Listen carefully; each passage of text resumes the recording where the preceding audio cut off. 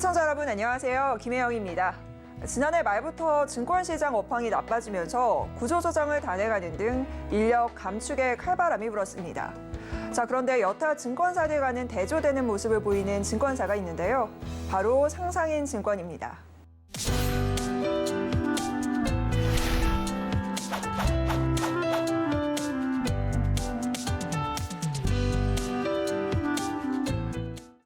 네, 오늘은 상상인증권의 임태중 대표님 모셨습니다. 대표님 어서 오세요. 네, 반갑습니다. 네, 반갑습니다.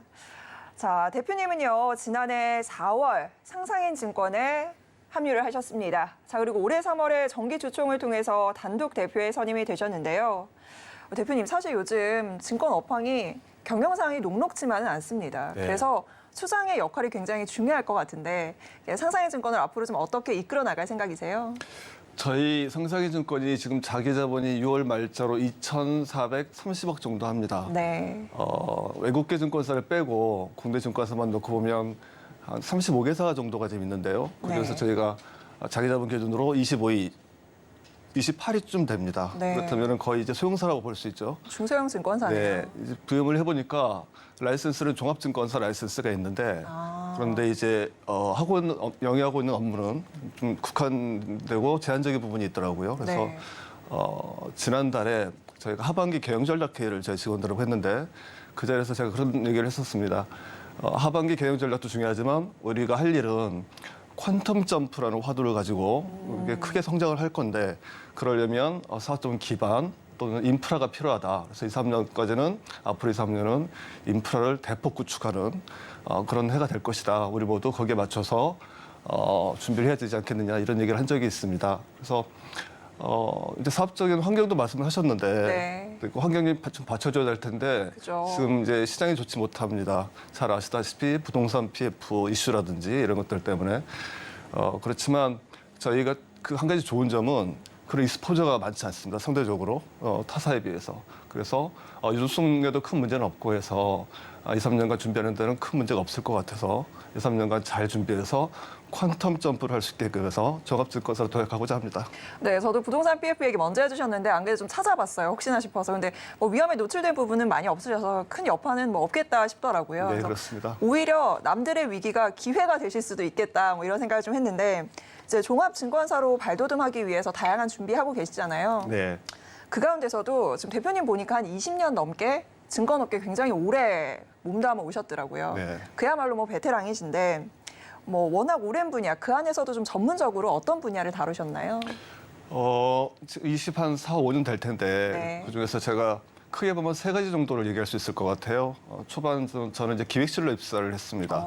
그래서 어디 입사하셨어요? 처음에? 대우증권 아. 네, 기획실로 입사를 해서 전략 기획 전담을 했었고요. 네. 그러면서 신사업, 다음에 신상품 도입에 적극적으로 인발을 했었습니다. 그래서 신사업, 신상품이라고 하면 요새 보시면은 사실 뭐 장애파 신상품이라든지 네. 뭐 ELS, DLS 많이 들으시지 않습니까? 네.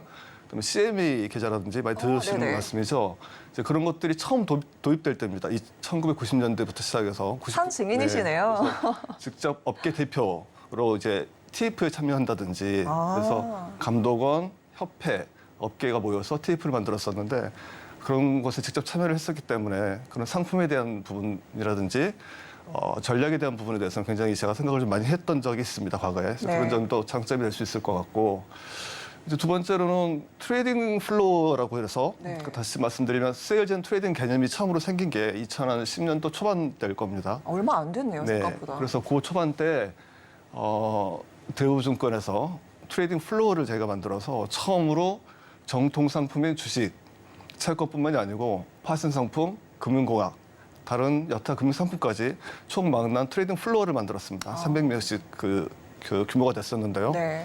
그래서 그 트레이딩 플로어를 처음에 만들었고 국내에서 한 3년 걸렸습니다. 그래서 세팅을 했고 그게 이제 저희 홍콩 법인에 또 이식을 하는 과정이 있었는데 그것도 제가 직접 했고 그러면서 그 업무를 하다 보니까 이제 런던에도 한번 해보자 싶어서 제가 런던 법인장으로 한 4년 반을 근무를 했었습니다. 다양한 실무 경험이 네, 워낙 출중하시네요. 트레이딩과 트레이딩에 기반한 글로벌 비즈니스도 경험을 했고 네. 또 당연히 예상하시겠지만 런던 법인에서 4년 반을 있으면서 글로벌 선진 금융 많이 경험했다는 것도 아마 좀 앞으로의 어떤 경영에 도움 될 것 같고 가장 최근에는 이제 세 번째인데 네. 이제 기업금융 관련된 IB 업무를 또 최근에 했었습니다. 한 5년 정도를 했었는데요. 강소 중견기업들 대상으로 그들의 자금 조달을 지원한다든지 투자자를 매칭시킨다든지 이제 이런 업무들을 해왔기 때문에 제가 말씀드린 이 세 가지 정도가 아마 이 상상인이 앞으로 상상인을 경영하면서 밑바탕이 될 수 있는 어떤 경영 뭐라고 얘기할까요? 경영할 수 있는 가장 강점으로 아마 작용하게 될 것 같습니다. 경험이 자산이라고 하는데 굉장히 다양한 분야를 폭넓게 정말 20년 동안 알짜배기로 아주 뭐 상품 전략도 하시고 뭐 글로벌 시장도 보시고 뭐 선진국과 관련된 부분들 뭐 선진화된 부분도 배워오시고 거기다 IB까지 또 이제 담당을 하셨다고 하는데 이 질문 저희가 하나 드릴까 합니다. 예, 상상인 증권 보면 요즘 굉장히 눈에 띄는 게 중소 중견기업의 자금 조달 업무를 굉장히 중점적으로 방점을 찍고 하고 있단 말이죠. 근데 사실 작은 이런 중소기업들이 자금 조달하기가 쉽지가 않아요. 성장성은 있어도. 그런데 이런 기업들의 자금 조달을 돕고 또 증시 입성을 돕고 계신데 이게 아까 말씀하신 그 IB 쪽 업무와 일맥상통하는 게 아닐까 생각이 돼요. 그렇죠. 이제 표현을 강소 중견 기업이라고 표현을 저는 하고 있습니다. 네.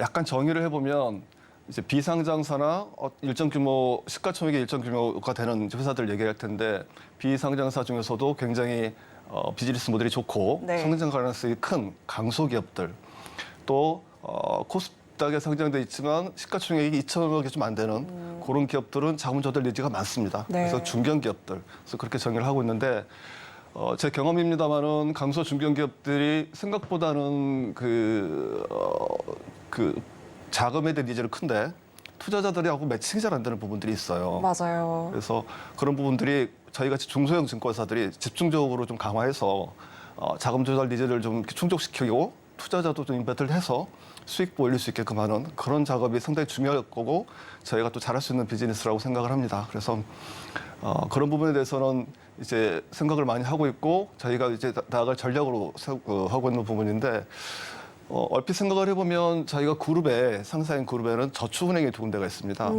그럼 또 시너지가 될 수 네, 있겠네요. 그렇죠. 상상인 저축은행, 상상인 플러스 저축은행. 한 군데는 이제 그 경기도 기반이고 뒤에 말씀드린 상상인 플러스는 이제 충청도 기반이긴 한데 네. 두 회사가 자금을 여신을 하지 않겠습니까? 중소기업들한테 그 네트워크가 한 800개 되는 것 같더라고요. 그다음에 여신 규모도 한 2조 원 되는 것 같고 그럼 생각을 해보시면 강소 중견기업들이 은행을 상대로 해서 여신만을 그러니까 자금 조달을 보통은 그렇게 하죠. 대출을 받아서 이제 진행을 하는데 조금 더 성장을 하면 자본시장을 이용하는 게 훨씬 효율적일 수 있습니다. 그래서 저축은행이 보유하고 있는 어떤 그런 기업들 중에서 성장성이 크고 자본시장을 활용할 수 있는 기업들은 저희가 직접적으로 서포트를 한다 그러면 이 기업들이 여신을 통해서 여신은 조달 대출을 통해서 네, 이렇게 대출을 자금을 통해서 통하는 그다음에 이제 거죠. 저희를 자본시장을 통하면 각종 자본시장의 상품을 통해서 조달할 수 있는 기회가 되지 않을까 싶어서 그런 시너지까지도 한번 생각을 해볼 수 있어서 강소 중견기업들에 대해서는 비즈니스를 적극 강화하고자 그렇게 생각하고 있습니다. 사실 제가 지금은 증권부 기자인데 전에는 중소기업 담당 기자였어요. 그때 대표님들 만나면 늘 하시는 말씀이 자기들 정말 성장성은 있는데 자금이 막혀가지고 어려움을 겪는 분들이 굉장히 많더라고요. 맞습니다. 거기에 좀 특화된 어떤 증권사로서 도약을 하시지 않을까라는 생각이 좀 드는데요. 자, 그렇다면 또 단독 대표 체제로 이제 변경이 되시고 나서 상상인 증권을 열심히 이끌고 계시는데 사실은 이제 책임감이 더 막중하실 것 같아요. 현재는 좀 어떤 부분에 가장 큰 중점을 두고 신경을 좀 쓰시면서 사업을 진행하고 계세요? 예, 얼마 전에 저희 동료 CEO분, 저 선배 CEO시죠. 저는 이제 CEO가 작년부터 이 상상직을 맡고 있는데 하고 잠깐 이렇게 얘기를 했는데 그런 말씀을 하시더라고요. 어떤 말씀하셨나요? 선택과 집중이 중요해서 한 분야에 대해서 시장도 좋고 하길래 적극적으로 키웠더니 그 시장이 흔들리니까 회사까지 흔들리더라. 이런 말씀을 하시더라고요.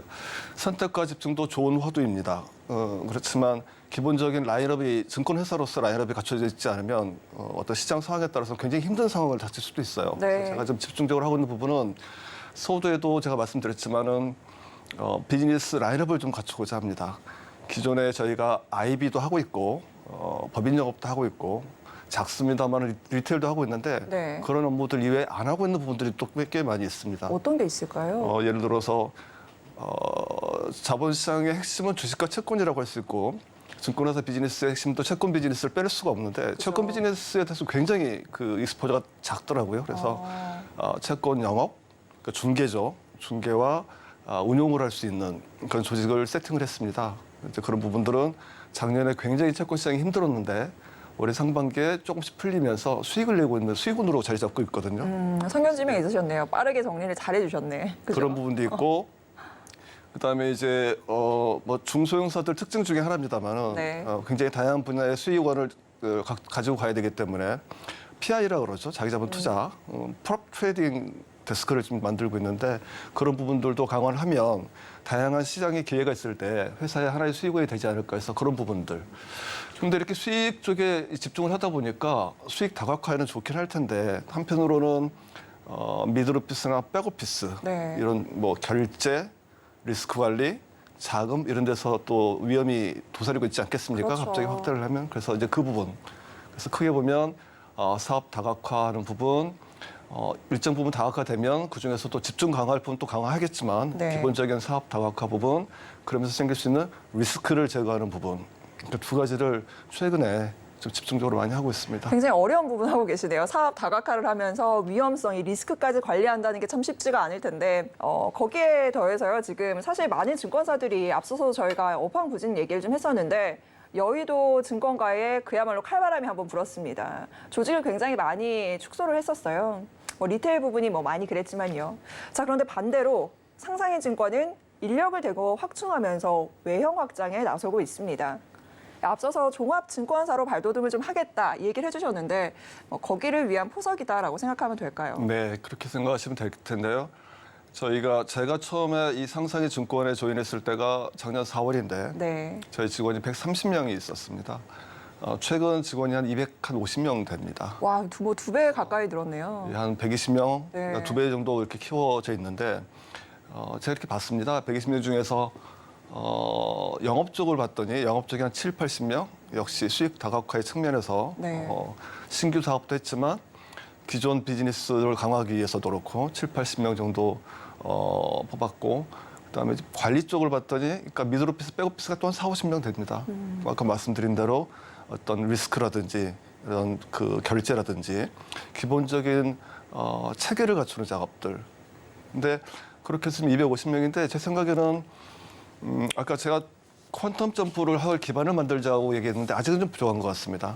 물론 속도는 과거 1년보다는 좀 둔화될 것 같긴 한데 대략 한 300~400명 정도까지는 가야 기본적인 체계가 갖추어지고 수익원이 마련되지 않을까 싶어서 그렇게 생각해서 그 정도까지 가면 이제 그다음부터는 어느 부분을 더 강화할 것이냐에 따라서 비즈니스 규모가 달라지면서 인력 규모도 달라질 것 같은데 궁극적으로는 말씀 주신 것처럼 종합증권사를 목표로 하고 있어서 그런 작업이라고 생각하시면 될 것 같습니다. 그러니까 뭐 외형 확대를 하면서 이제 인력 충원에 많이 나서셨는데 거기에 대한 리스크 부담은 좀 없으세요? 인력이 시장에 많지는 않습니다. 다행히 아까 초반에 말씀하신 것처럼 다른 증권사들은 인력을 줄이는 네, 굉장히 데 있어서 네, 많이 줄였죠. 그 부분들이 오히려 뭐 꼭 그분들은 아니겠지만 저희한테는 나쁜 것 같지는 않습니다. 오히려 인력 확충하는 부분이 때로는 인력을 확충하면서 많이 걱정도 많이 하는 부분도 있습니다. 왜냐하면 시장 상황이 좋지 않으면 네. 그 인력들이 이제 계속 지속 성장하기 위해서 해야 될 비즈니스가 슬로우하기 때문에 그렇죠. 좀 어려울 수는 있는데 그런 고민들을 했습니다만은 다행히 시장 여기저기에서 좋은 인력들이 많아서 전문 인력들을 뽑고 있어서 뭐 상당히 저희로서는 앞으로도 그렇고 좋은 기반이 된다고 생각하고 있습니다. 네, 다른 증권사와는 좀 다른 엇갈린 행보긴 하지만 오히려 이게 상상인 증권을 성장하고 도약하는 데는 굉장히 큰 자산이 되지 않을까라는 생각도 좀 드는데요. 자, 그리고 상상인 증권이 미래의 경쟁력 중 하나로 꼽고 있는 게 또 바로 이 디지털 주도권 선점이라고 합니다. 디지털 주도권을 위해서 많은 증권사들이 지금 굉장히 분주하게 움직이고 있는데 상상인 증권도 다양한 활동들 준비하고 계신다고요? 풀뱅킹 플랫폼을 추가하던가요? 카카오가 그렇죠. 네. 그다음에 슈퍼원 앱을 추가하죠. 네, 토스. 토스. 그런 회사들도 굉장히 강자죠. 지금 강자고 저희가 대형사들, 네. 중형사들 모두 할 거 없이 디지털 쪽에서의 어떤 그 기반을 확보하기 위해서 노력들을 하고 있습니다. 주도권을 확보하기 위해서. 그러면 아마 생각을 하실 겁니다. 저희 같이 소형사가 이제 디지털에서 어떻게 승부를 보려고 그러느냐. 대형사는 뭐 자본 많이 넣어가지고 어떻게 한다지만 중소형사는 뭔가 하나의 색깔이 있어야 될 것 같거든요. 근데 이제 잘 생각해 보시면 핵심 성공 요소가 뭘까를 잘 붙어 보시면 한 두 가지를 뽑을 수 있을 것 같아요. 하나는 UI, UX를 기반으로 한 고객 관점에서의 어떤 UI, UX 관점의 그 트레이딩 시스템, 네. 뭐 컨텐츠 이런 것들이 있을 수가 있고 또 하나는 상품과 상품에 연계된 서비스가 있을 수 있을 겁니다. 네. 결국은 다르게 복잡하게 생각할 게 아니고 그 두 가지 거를 잘 누가 잘 구축하느냐가 그래서 이제 마케팅적인 요소는 나중에 붙겠습니다만은 그게 핵심인데 저희가 UI, UX적인 측면은 지금 모바일 트레이딩 시스템을 새로 지금 만들고 있습니다. 자금을 좀 들여서 금년도 말이면 론칭이 될 것 같은데 네. 이제 그거 할 때 국내 모든 어떤 앱들 이런 부분들을 다 조사를 했습니다. 나름대로 분석도 하고 어느 층 고객들한테 맞는 거냐 하고 근데 국내뿐만이 아니고 저쪽에 이제 미국 쪽이라든지 네. 이런 유럽 쪽이라든지 이런 앱들도 다 조사를 했습니다. 조사를 해서 이렇게 하면 되겠다라는 생각이 있어서 지금 구축 중인데 아마 11월쯤 제가 론칭이 되면 한번 보시면 될 것 같습니다만은 네. 혼신을 다해서 준비를 하고 있고 다음에 두 번째 상품과 관련된 서비스 측면도 생각을 해볼 수 있는데 이제 이런 부분 있습니다. 저희가 매주 수요일 날 아침 7시 반에 혁신 서비스 TF라는 걸 하고 있습니다. 매주 합니다. 거기는 오픈된 그 회의입니다. 무슨 말씀이냐면 직원 아무나 아이디어 갖는 사람들은 다 들어와서 회의를 할 수가 있는. 누구나 참석하는 건가요? 근데 네. 참석률이 혹시 떨어지진 않나요? 그렇진 괜찮아요? 않습니다. 예. 관심들도 많고 하기 때문에 들어오는데 거기서 이제 여러 가지 상품들을 저희가 고민을 하고 있습니다. 중요한 거는 저희가 내고 싶은 상품을 내는 게 중요한 게 아니고 고객들이 뭘 원하는지 네. 또 어떤 서비스를 원하는지 이제 그 고민을 집중적으로 하고 있는데 몇 가지 상품들이 있습니다. 지금 이 자리에서 다 말씀드릴 수는 없고 네. 근데 힌트 좀 주세요. 뭐 어떤 거 얘기하고 계세요? 예를 들면 아주 간단한 예인데 네. 최근에 작년에 금리가 급등하면서 여러 가지 불편하신 부분들 많으실 텐데 고객들도 반면에 상품적인 측면에서는 소매 채권이라고 부르죠. 그 채권을 개인들이 살 수 있는 네. 금리가 높기 때문에 좋은 상품으로 지금 돼 있어서 많은 증권사들이 채권을 팔고 있습니다. 네. 고객 입장에서는 그 상품을 구입을 하고 있는 건데 근데 이 채권이 장내에서도 거래가 됩니다만은 채권의 특성은 장외에서 거래가 많이 됩니다. 그 얘기는 어느 한 회사채든 국공채든 채권이 있다고 하면 그 가격은 네. 증권회사 붙이기 나름인 거죠. 그렇죠. 장외 상품이다 보니까. 그래서 증권사들 이렇게 봤습니다. 대형사도 보고 있더니 상당히 마진을 많이 남겨요. 근데 고객들은 그런 정보를 쉽게 볼 수가 없지요. 알 수 없죠. 증권사들 다 들어가 볼 수도 없고. 그렇죠. 저희가 그런 정보를 한번 제공하면 어떨까. 그래서 저희는 그중에서도 가장 고객들한테 좋은 가격으로 구매할 수 있게끔 하고 다른 회사들은 이렇습니다. 라는 정보를 제공한다든지 이런 서비스는 공급하는 증권사 입장이 아니고 그 고객의 입장에서 생각하는 게 되지 않을까. 그래서 준비는 하고 있습니다만은 뭐 어찌됐든 조금 더 이렇게 검토는 해야 되겠습니다만은 예를 들면 그런 뭐 서비스 일종이죠. 굉장히 획기적인데요. 왜냐하면 요새 젊은 층들이 주식시장에 굉장히 많이 유입됐잖아요. 네. 가심비, 가성비에서 굉장히 따져보는 거 좋아해요. 근데 그런 자료를 찾을 만한 곳이 없는데 그런 정보를 주면서 상품 서비스를 연계하면 굉장히 많은 젊은 층이 들어오지 않을까라는 생각이 듭니다. 네. 그래서 이제 그런 거를 포함해서 이제 그런 뭐 다른 분야도 있습니다. 네. 지금 뭐 채권 쪽만 얘기, 소매 채권만 말씀을 드렸는데 다른 분야도 있고 그다음에 이제 신사업은 아무래도 대형사든 중형사든 소형사든 입장은 비슷하지 않겠습니까? 미래 먹거리 찾아야 된다라고 난리예요.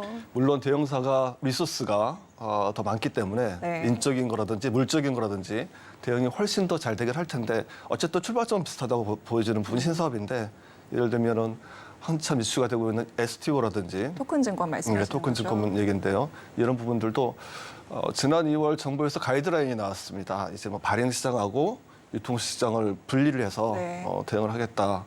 그래서 이제 각각 요건 이런 식으로 방향을 가겠다고 가이드라인이 나왔는데 이렇게 여러 가지 가이드가 있다 보니까 가이드라인이 있고 다음에 이게 새로운 사업이다 보니까 이 업권에서는 굉장히 헷갈려하는 모양이에요. 그래서 이제 규제 샌드박스 통해서 이렇게 여러 가지 트라이들을 해보고 있는 것 같은데 이게 이제 법제화 입법해서 법제될 때까지는 시간이 조금 걸릴 것 같습니다. 1, 2년은 걸릴 것 같긴 한데 네. 저희는 국내의 그런 여러 사연들을 모니터링도 하고 있지만 이런 생각을 해봅니다. 조금 더 규제가 적은 곳에서 더 발전시키고 있는 나라가 이제 싱가포르 같은 나라거든요. 그래서 아직 이제 스터디 이제 막 시작을 하고 있는 단계긴 합니다만 해외 쪽은. 네. 그래서 해외 쪽에서도 힌트를 좀 얻어서 저희 같이 좀 작은 증권회사도 어떤 아이디어를 통해서 이 시장에 대응을 한다 그러면 시장이 어디로 어떻게 발전할지 모르는 거기 때문에 대응을 하면 좀 낫지 않을까 싶어서 전반적으로는 디지털 관련해서는 그렇게 지금 대응을 하고 있습니다. 정말 다양한 일을 하고 계세요, 지금. 어쨌든 토큰 증권이라거나 뭔가 신산업이라거나 앞서서도 계속 이제 퀀텀 점프 얘기와 종합 증권사로의 도약 이 두 가지가 제가 굉장히 기억에 남는데 그를 위한 다양한 준비를 지금 부단히 열심히 하고 계시는 모습입니다. 벌써 보내드리기가 조금 아쉽긴 한데 제가 추가 질문 조금 드려도 될까요? 네네. 지금 네이버가 보면은 지금 주식시장에 들어온다 이렇게 눈독 들이고 있더라고요. 네. 중소형 입장에서는 어떠세요? 대형 증권사들이 이렇게 난색을 표하더라고요.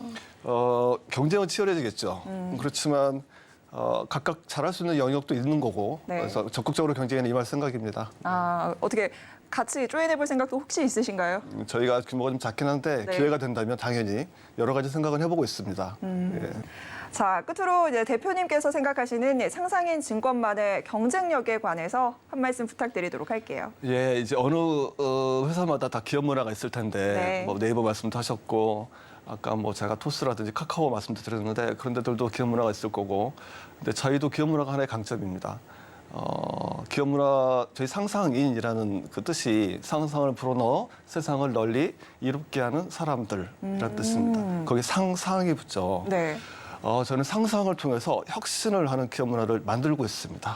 지금 가지고 있고 일부 가지고 만들어가고 있는데 이 고객의 관점에서 뭐 혁신 그러면 뭐 다들 혁신 말을 하니까 기업 자체의 혁신도 중요하겠습니다만 고객의 관점에서 상품과 서비스를 혁신할 수 있지 혁신이 필요하지 않겠느냐. 아까 말씀드린 것대로 매주 수요일 아침 7시 반에 직원들이 모여서 회의도 하는 것처럼 네. 그런 그 상상을 불어넣은 혁신, 누구를 위한 고객을 위한 혁신, 고객 입장에서 혁신 이제 이런 부분들을 지속적으로 하고 있고 그 전에 직원들이 출근하고 싶어하는 회사를 만드는 게 저희 그룹의 또 하나의 모토입니다. 그러니까 직원들의 어떤 복지라든지 직원들을 위하는 마음이 남다른 마음이 차곡차곡 쌓여 있는데 예를 들면 복지 뭐 있어요? 좀 예를 들어주셔야 될 것 같아요. 마음만 있으면 안 돼요. 실질적으로 실천하고 계시는 게 있어요. 뭐 여름 휴가 휴가 때 뭐 이렇게 이용하는 것들은 뭐 여러 가지 콘도라든지 이런 것 이용하는 것도 다 있을 겁니다. 네. 또 새롭게 직원들이 왔을 때 이렇게 선물을 준다든가 이런 것들이 있을 겁니다. 그렇지만 사시사철 매월 제철에 네. 제철 음식을 정성껏 골라서 집에 배달하는 회사가 있을까요? 제철 음식을 그러면은 전 직원 집으로 전 직원 보내시는 거예요? 대상으로 예 매달 매달이요? 한두 달 빠질 수 있습니다만 매달을 하고 있습니다. 와, 진짜 너무 좋은데요? 색다른데요? 그러면 근데 그것도 그 상품들 중에서 예를 들면 삼겹살이다. 네. 그럼 삼겹살만 하는 건 아니고 그 삼겹살을 먹기 위해서 필요한 것들을 제반 것들을 구성을 하는데 최상품으로만 내서 그런 서비스를 부모님들 하고 너무 있습니다. 좋을 것 같아요. 얼마나 내 자식이 참 좋은 회사 다니는구나. 제철 음식 보약이라고 하는데 굉장히 좋은 복지인데요. 그래서 이제 그런 부분들은 다른 데는 안 하고 있을 텐데 이제 그것뿐만이 아닙니다. 여러 가지 네. 것들이 더 있는데 이제 한 가지 예시를 든 것이고 그만큼 직원들이 곧 회사하고 직원이라는 생각 그리고 직원의 경쟁력이 회사의 경쟁력이라는 생각 네. 이것을 하고 있습니다. 그래서 이런 기업 문화들이 저희 나름대로는 앞으로 큰 강점으로 더 작용을 할 것 같고 두 번째는 아까 저희가 계열사 말씀드린 적이 있습니다. 그 상상인 저축은행하고 상생 플러스 저축은행하고 이런 부분들의 시너지. 아까는 이제 강소 중견기업 관련된 시너지 말씀드렸죠. 네. 그렇지만 잘 생각해 보시면 리테일 관련된 시너지는 없을까요? 어떤 게 있을까요? 굉장히 많죠. 고객이나 고객이 있을까요? 그 저축은행을 이용하는 고객들이 상당히 많기 때문에 그 고객들한테 증권 관련된 상품을 세일즈를 한다든지 이런 게 있을 수 있을 것 같아요. 연계할 수 있는 부분이 굉장히 많네요. 네, 그런 게 있고 두 번째 하나만 더 말씀드리면 좀 제가 대형사 있다가 이쪽에 이제 상사인에 조인을 하게 됐습니다만 네. 잘 보시면 대형사들이 쉽게 움직이지 못하는 부분이 있습니다. 쉽게 움직이지 못한다는 거는 이렇게 뭔가 지금 굉장히 급격하게 변하고 있는 네. 저 산업 구조이지 않습니까? 네. 최근 여러 가지 환경이 네. 거기에 적응을 하려면 굉장히 무겁습니다. 근데 저희 상상에는 레가시가 많지 않습니다. 레가시라고 하면 과거부터 이어온 무거운 시스템이 있다거나 뭐 관습이 있다거나 관행이 있다거나 이런 게 적습니다. 최근에 직원을 제가 많이 뽑았는데 새롭고 젊은 직원들이 대폭 조인해서 이 급격하게 변하는 이 환경에 바로바로 적응할 수 있는 게 또 하나의 강점이지 않을까 싶어서 저희 상상에는 아까 말씀드렸죠. 종합증권사로서 퀀텀 점프하는 회사가 될 텐데 이런 것들은 타사가 가지고 있지 않은 강점이지 않을까 싶어서 이 강점을 활용해서 한번 해볼까 합니다. 네, 증권업계 약간 스타트업이라고 생각해도 무방하지 않을까라는 생각이 들어요.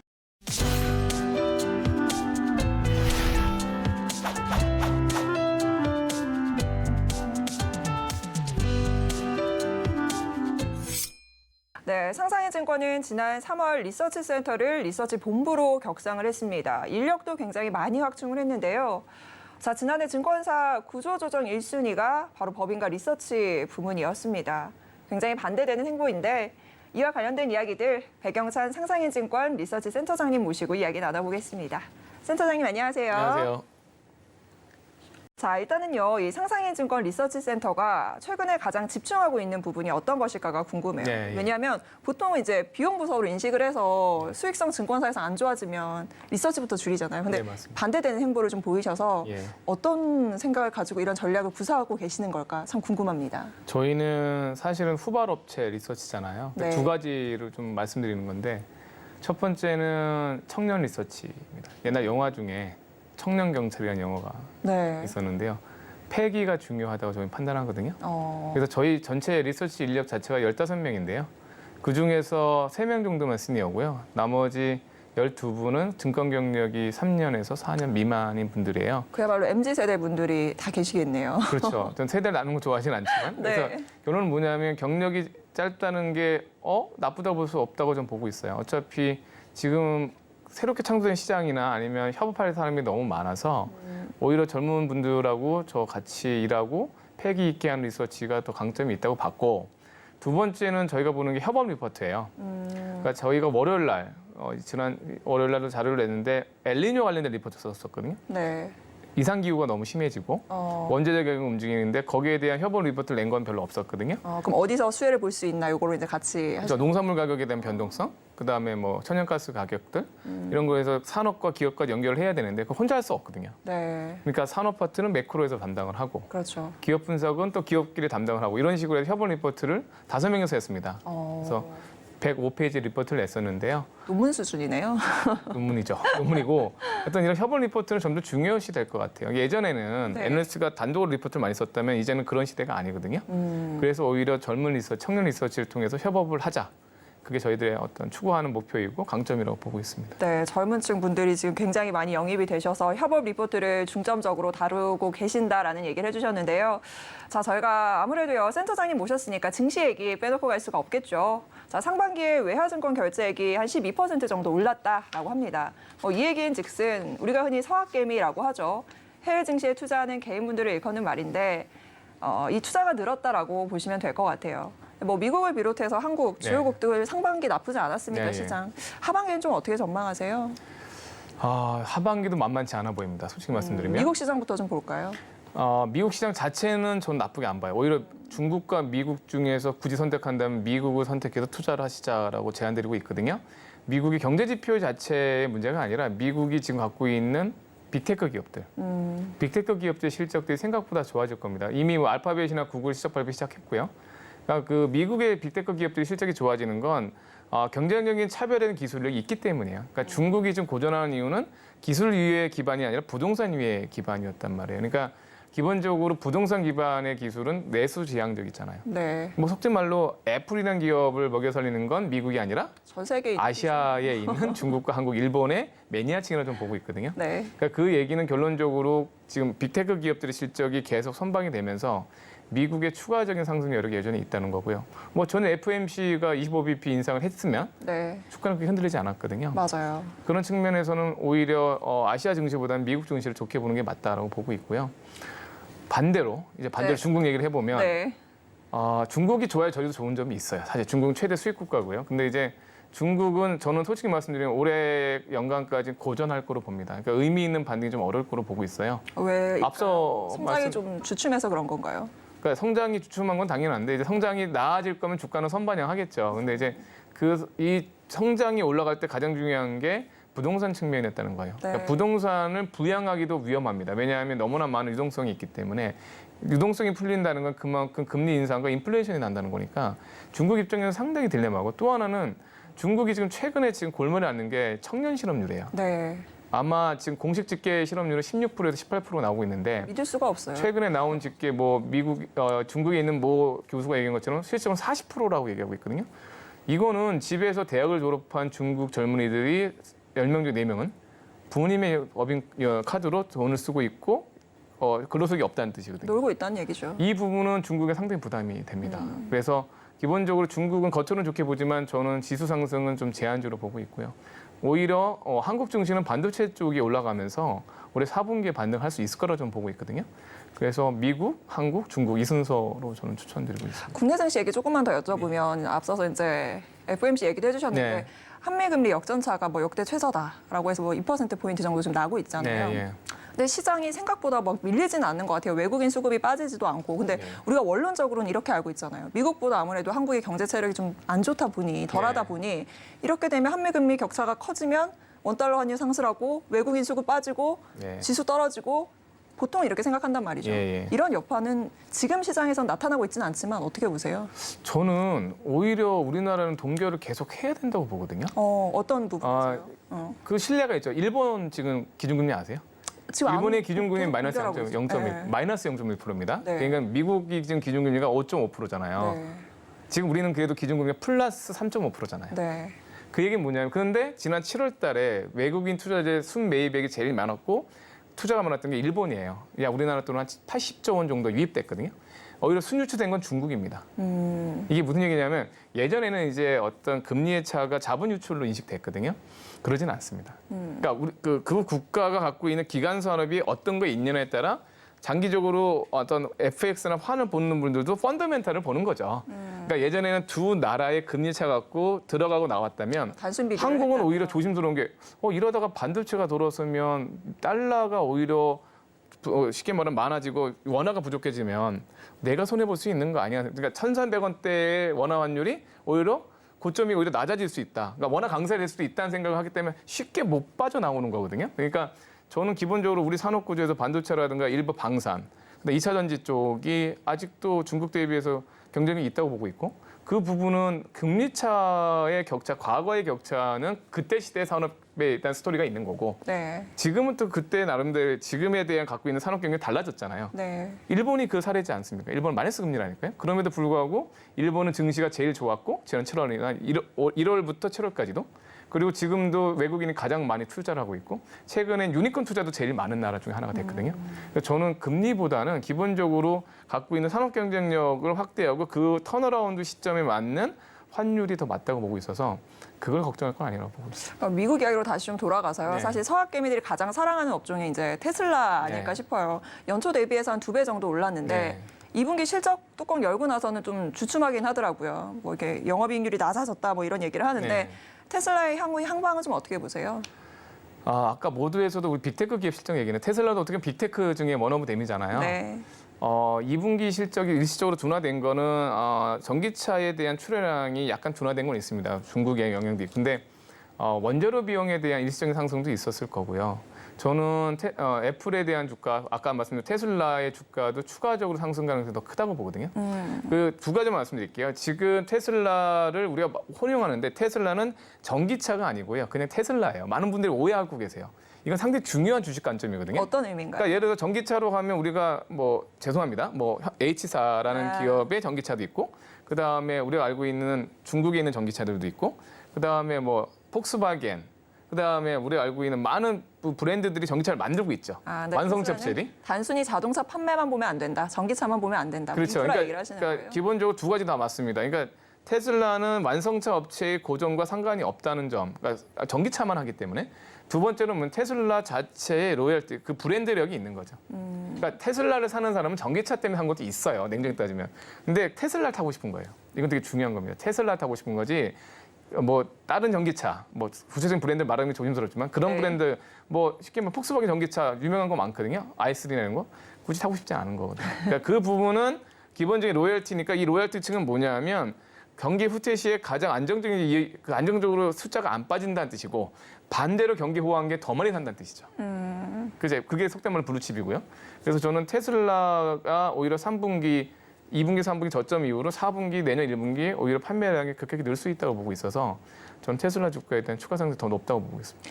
그러면 이제 테슬라랑 연계해서 볼 수 있는 게 뭐 네. 배터리 그리고 2차 전지 시장 또 얘기 빼놓고 갈 수가 없잖아요. 많은 증권사분들은 뭐 분석의 영역을 지나섰다라고 해서 약간 손사래를 치시긴 네. 하지만 오셨으니까 여쭤봐야죠. 2차 전지 열풍 속에서 배터리나 이쪽으로 계속 관심 꾸준히 가져야 된다라고 보세요. 저는 계속 가져야 된다고 봅니다. 이게 뭐 중장기적인 성장성이 워낙 좋으니까요. 중장기적인 성장성도 있지만 저는 첫 번째로는 많은 분들이 그러니까 이 배터리로 가면 이제 지금 종목 얘기를 하면 에코프로비엠이나 에코프로만 얘기하고 계세요.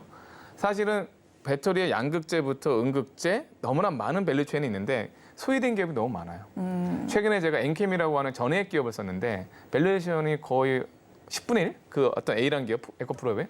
근데 그만큼 어떤 의미냐면 밸류체인 전체적으로 버블이 없고 일부 종목에 대해서의 버블은 분명히 있습니다.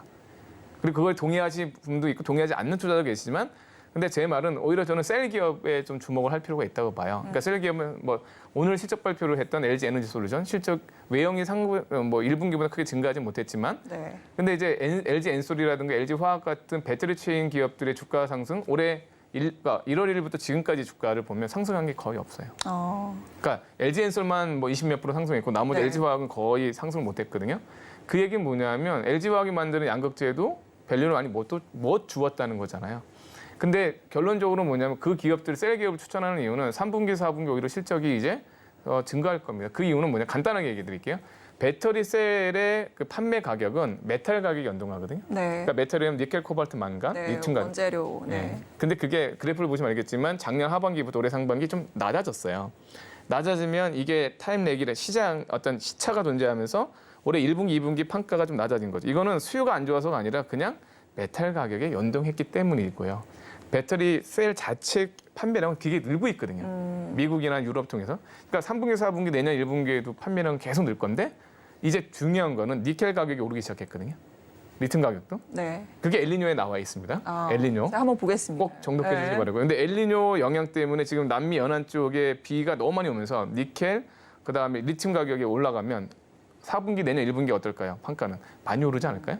그러니까 판가가 이미 오른 상태에서 판매량도 많이 오르니까 실적은 저희 컨센서스를 크게 상회할 가능성이 높다고 보고 있고 그렇다면 지금 주식은 올해 하반기에 셀 기업을 사고 이익 실현은 내년 하반기에 하는 게 맞는 전략인 거죠. 그러니까 아직 배터리에 대한 성장성은 알 수 없기 때문에 일부 기업에 대한 주가 급등락이 있는 건 사실이지만 뭐 일부 배터리 셀 기업이라든가 아니면 분리막이라든가 뭐 전액 기업들은 아직도 제대로 된 평가를 못 받고 있는 기업도 있다.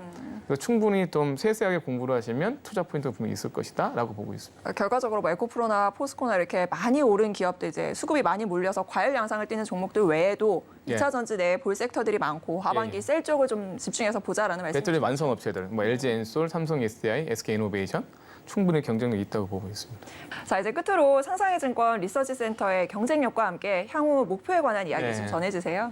경쟁력은 계속 같은 말을 반복해서 죄송하지만 네. 저는 아까 말씀드린 청년 리서치가 맞다고 보고 있어요. 그러니까 저희들이 속해 있는 위치도 중요하지만 대학에서 이 증권인을 꿈꿨던 친구들에게 네. 좋은 자리를 먼저 만들어주고 그리고 그들이 애널리스트가 되거나 IB의 어떤 전문 인력이 됐을 때 그 능력을 펼칠 수 있는 장이 바로 여기라고 보고 있거든요. 그래서 청년 리서치처럼 젊은 리서치 조직 그리고 그러다 보니까 서로 협업을 해서 산업 간의 의견을 더 자유롭게 나눌 수 있으니까 그런 협업 리서치, 뭐 콜라보 리서치라고 하는데요.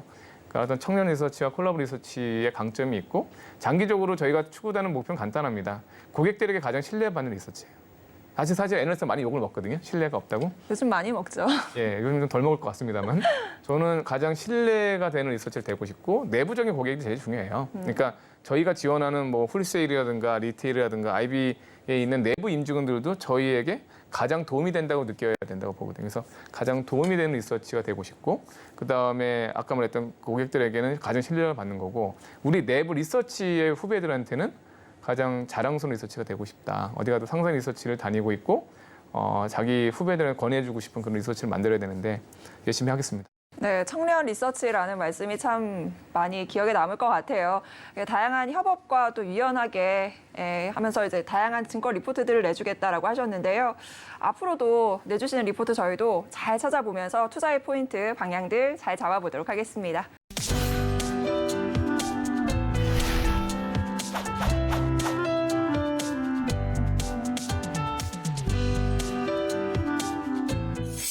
네, 상상의 증권의 경쟁력 중 하나가 또 바로 이 MZ세대와의 소통이 아닐까 싶습니다. 자, 그 중심에 계신 분이에요. 이종원 뉴미디어 부장님 모셨습니다. 안녕하세요. 네, 안녕하세요. 자, 일단은 증권사 쪽에서 뉴미디어라 막 확 와닿지는 않는데 네. 어떤 업무를 주로 담당하고 계세요? 저희 팀은 사실은 기존 이제 리서치센터의 애널리스트 일부 자원이 이제 스피인오프에서 나온 그런 팀이라고 보시면 될 것 같고요. 네. 사실은 이제 위드 코로나 이후에 기존의 이제 기관 투자자, 그다음에 외국인 투자자, 그리고 이제 새롭게 주린이 이제 MZ를 비롯한 네. 그런 새로운 이제 개인 투자자들이 이제 많이 이제 진입이 됐거든요. 네. 그래서 그런 이제 개인 투자자들을 위해서 다양한 이제 직관적인 정보들을 제공하고 또 다양한 솔루션을 제공하기 위해 그렇게 탄생한 팀이라고 보시면 될 것 같습니다.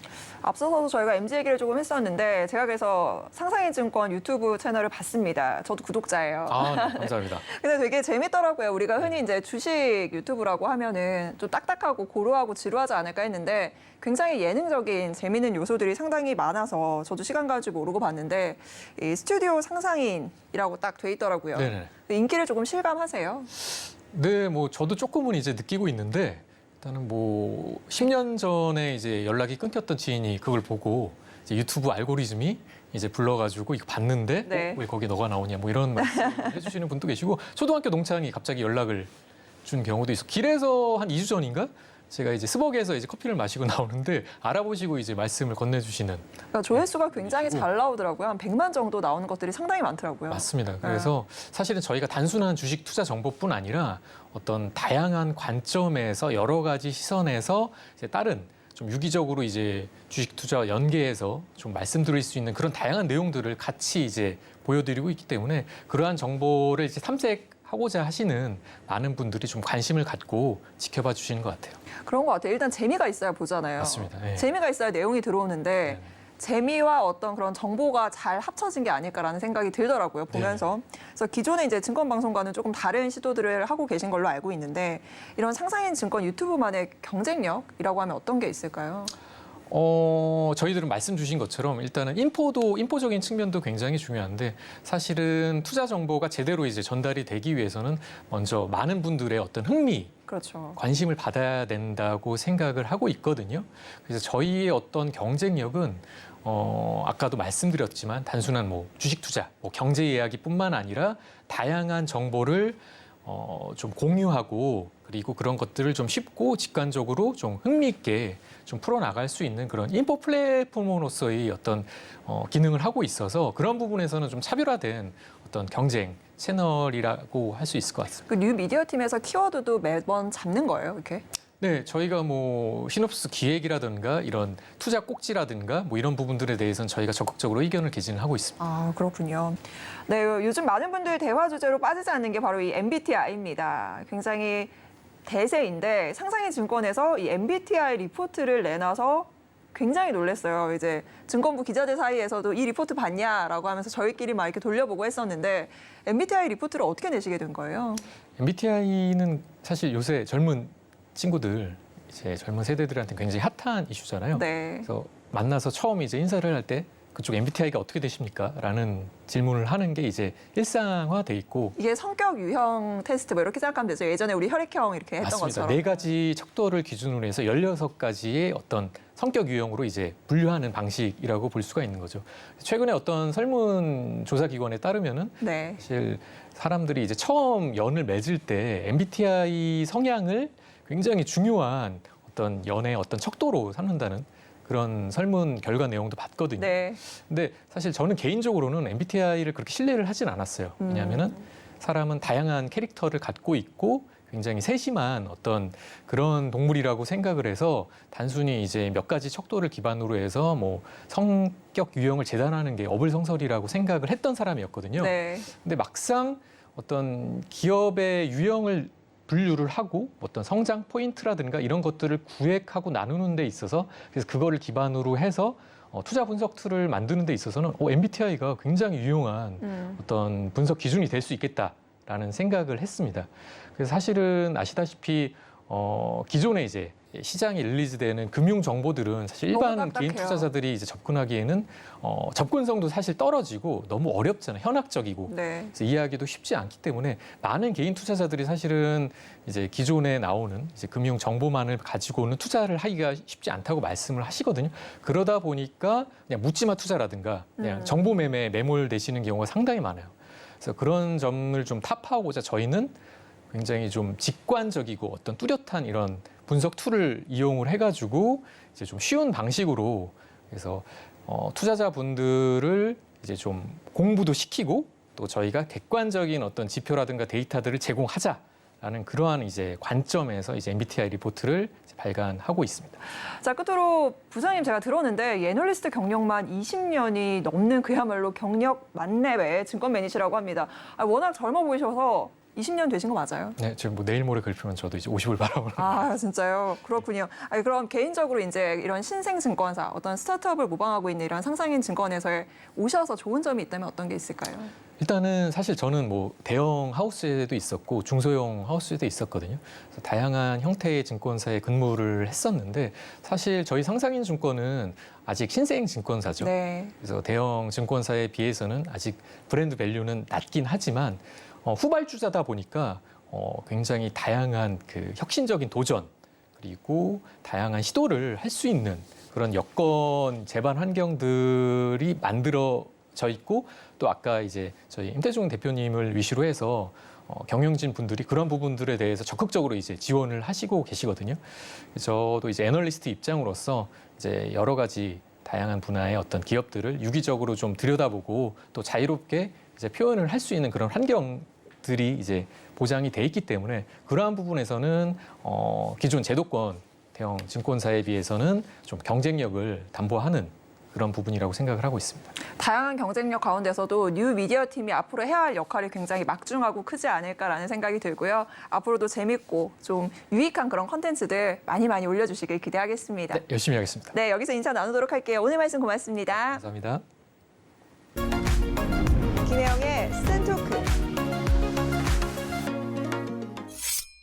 네, 앞으로도 우수한 강소기업들이 자금을 순조롭게 조달할 수 있도록 적극적으로 돕겠다라고 강조했던 상상인 증권의 행보를 기대하면서요. 종합증권사로 도약하는 퀀텀 점프할 수 있는 상상인 증권의 모습 저희도 응원하도록 하겠습니다. 자, 저희 센터크 여기서 인사드리도록 할게요. 준비한 소식 여기까지입니다. 함께해 주신 여러분 고맙습니다.